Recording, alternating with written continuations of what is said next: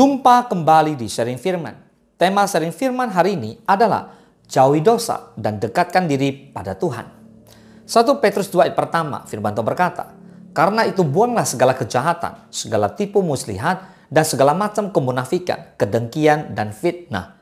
Bapak Ibu semua, Rasul Petrus adalah Rasul Kristus pemberani. Dia selalu berani tampil beda untuk menyatakan kebenaran Allah dengan caranya yang khas. Meski kadangkala membuat dia harus menanggung akibatnya. Ketika Yesus bertanya kepada muridnya, siapakah Yesus sebenarnya? Hanya Petrus yang berani menjawab dengan jujur dan benar. Matius 16 ayat 17 sampai 19 mencatat demikian. Kata Yesus kepadanya, "Berbahagialah engkau Simon bin Yunus, sebab bukan manusia yang menyatakan itu kepadamu, melainkan Bapa-Ku yang di sorga.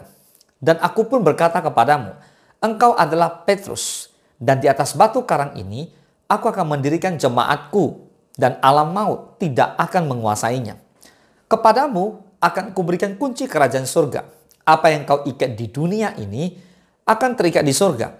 Dan apa yang kau lepaskan di dunia ini, akan terlepas di surga." Nah, Petrus adalah penulis kitab 1 Petrus dan 2 Petrus. Dia tegas dan keras, tanpa kompromi dalam menyampaikan kebenaran firman Tuhan. Terutama pasca Yesus bangkit dan naik ke surga. Atas imannya yang teguh seperti batu karang itulah, Yesus memberkati dan sangat mengasihi dia. Meski dia sempat menyangkal Yesus. Tetapi setelah dia hidup dalam pertobatan dan diurapi Tuhan, maka perkara maha dahsyat terjadi atas dia. Berbagai mujizat Petrus lakukan dalam nama Tuhan Yesus. Tidak terkecuali menyembuhkan orang sakit dan membangkitkan orang mati. Tabita atau Dorcas adalah seorang perempuan yang taat di Yope. Dia mati tapi dibangkitkan setelah Petrus berdoa kepada Tuhan Yesus. Petrus dengan tegas menegur keras orang-orang yang berbuat jahat. Dia mengingatkan agar semua umat Tuhan, terutama jemaat-jemaat di Asia Kecil yang menjadi alamat suratnya, agar menjauhi kejahatan dan dosa. Sebab kejahatan dan dosa hanya akan mencelakakan diri sendiri dan orang lain yang ada di sekitarnya. Karena itu, dia mengingatkan dan menegaskan agar semua jemaat membuang segala kejahatan, segala tipu muslihat, dan segala macam kemunafikan, kedengkian, dan fitnah. Sebab orang yang tidak bisa meninggalkan kejahatan dan dosa, serta berlaku demikian, akan merusak persekutuan jemaat dan akan menerima hukuman dari Tuhan. Berbuat jahat berarti melawan Tuhan.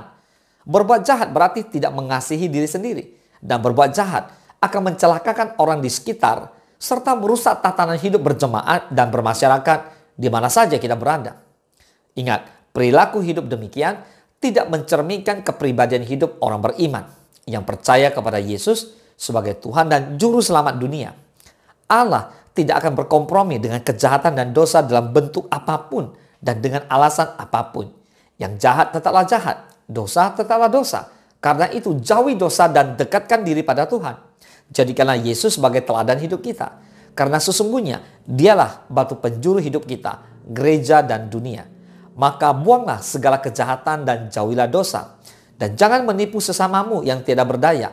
Jangan munafik, jauhi kedengkian, dan jangan ada fitnah di antara kita. Dekatkan diri pada Tuhan agar hidup kita semakin berkenan kepada Kristus. Kita terhindar dari penghukuman, tetapi mendapatkan kasih karunia, berkat dan anugerah Tuhan selama-lamanya. Boleh katakan amin. Tuhan Yesus memberkati.